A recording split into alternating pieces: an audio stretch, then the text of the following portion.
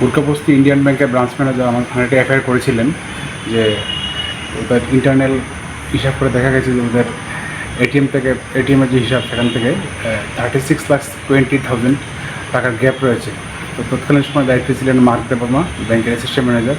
তো আমাদের থানা থেকে এফআইআর করা হয়েছিল এবং তখন থেকে এই মার্ক দেববর্মা পলায়ন ছিল এবং কিছুদিন আগে আমরা ওকে লোকেট করি শিলংয়ে। সেই পরিপ্রেক্ষিতে আমাদের থানার থেকে একটা টিম যায় শিলং এবং তাকে অ্যারেস্ট করে ট্রানজিট রিমান্ডে নিয়ে আসে এবং কালকে আমরা ওকে 5 দিনের পুলিশ রিমান্ড চেয়ে কোর্টে প্রেরণ করি এবং কোর্ট আমাদেরকে 5 দিনের পুলিশ রিমান্ড অ্যাকসেপ্ট করেছে। বর্তমানে বাকি ইন্টারভিউ করে দেখছি টাকাটা কোথায় আছে এবং কী হয়েছে।